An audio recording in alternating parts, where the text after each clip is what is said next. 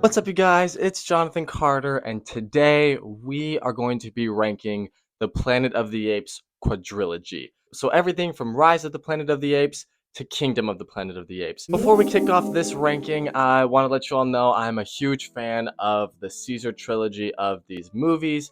I'm also a big fan of the original film, but everything in between there I haven't really seen, so we're not going to rank those today. Maybe at a later date, maybe when the sequel to Kingdom of the Planet of the Apes comes out. Today, we are just going to stick with the Caesar trilogy and this new Kingdom of the Planet of the Apes continuation. I'm going to call it a quadrilogy. I don't even know if that's a real word, but that's what we're going to use. Where does the new movie fall on this list? We are going to get into all of that right now with number 4, Dawn of the Planet of the Apes. This might be a hot take. I know this is like a lot of people's favorite film. I enjoyed this movie when I first saw it when it came out in 2014, but upon rewatch, seeing it a couple of times since the movie came out, I just find it too bleak. I think it's rather dull, and it's not all that. I don't think it's as interesting as it thinks it is. It's undeniable that everything having to do with the apes, like that opening scene where they're hunting, you see how they're living, how they've evolved from the first movie. It's all incredible. It is all entertaining. It's everything that I want in a Planet of the Apes movie.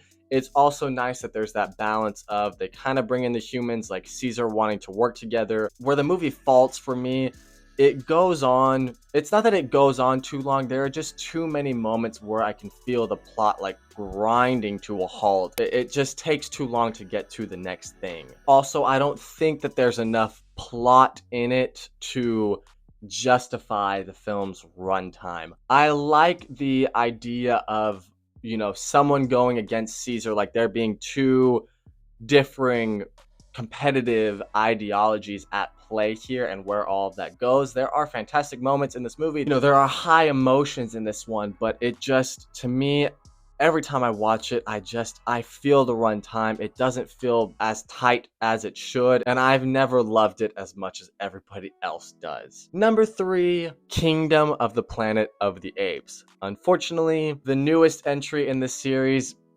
didn't hit the highest highs of the Caesar trilogy, and it just isn't as educated as any of the movies in the Caesar trilogy. The reason it's ahead of Dawn of the Planet of the Apes, it's more of a hopeful movie. It moves a little more. It has more going on. It has a more interesting idea behind it, where this is the first movie in this modern series where we are on a planet of the apes. Like, this is what I wanted to see in one of these movies, finally, where it's apes have taken over. Humans are cavemen now. So we get to explore that in this movie, and that's something I've really been wanting to see since these movies started with Rise all the way back in 2011. But unfortunately, beyond that, this film just kind of rehashes a lot of the main trilogy, and the film doesn't head in a direction that I think is intriguing. I think they could have gone in multiple different directions that would have been much more interesting. So yes, the world building is phenomenal. That goes down a fresh avenue there, definitely. But where at the end, where it chooses to go and where you can see the next movies lining up, I'm just like, we've seen this before. Is this really all that we have to do with this series? Like, we could take this somewhere else because it is such an intriguing idea for a film. I did just do a review of Kingdom of the Planet of the Apes. Be sure to check that out. I'll put it somewhere up here. Number 2, Rise of the Planet of the Apes. I don't think anyone was expecting this movie to be as good as it was. This is obviously the most human-centered of these movies because it is the origin story of how the Planet of the Apes came to be. A lot of people don't like that, but I actually do. I know I just said it is nice to see like a full Planet of the Apes with Kingdom of the Planet of the Apes, but if you're not going to do that, I would rather see a full-on, like, this is kind of how all of this started. I've always loved like the story of how Caesar came to be. He wants to make the other apes smarter. The whole sequence of the end of the film where the Golden Gate Bridge, all of that, where they're running through the city, and there's that There's that fear that the humans don't know what's going on. Just that balance that this film has of you see civilization in the beginning and then you are just, by the end, you know it's not going to go well. It's the setting up of that and the tension behind it, of the unknown. There are also great moments within this movie of like Caesar's whole like no moment. And also at the end when he speaks, Caesar is home.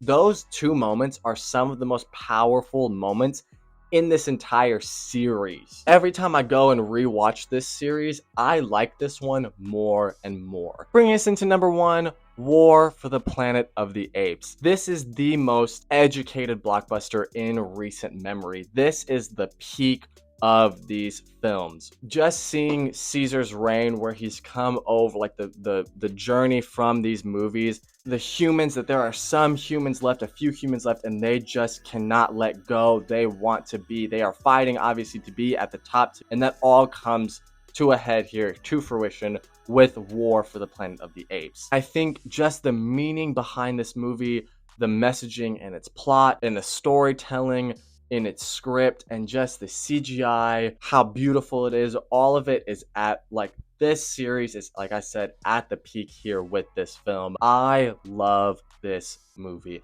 I also love the messaging that at the end of the day, humans destroy themselves, right? We are at fault here. It's not the apes at the end of the day, right? It is every movie.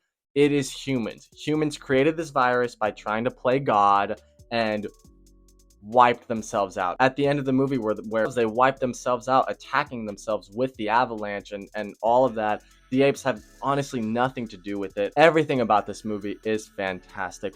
One of my, not only like my favorite Planet of the Apes movie, just one of my favorite movies in general. I truly love this film, and all of that is why this comes in at number 1. So there's my list of the modern Planet of the Apes quadrilogy ranked. Let me know your ranking of these 4 movies. Go ahead and throw in the other ones if you'd like to. I would love to watch those and kind of make a whole list eventually when the next one comes out. Let me know what you think of my list, if you agree, if you disagree. Be sure to like and subscribe. That would definitely help me out a lot. Thanks you guys so much for watching, and I will see you all on the next one.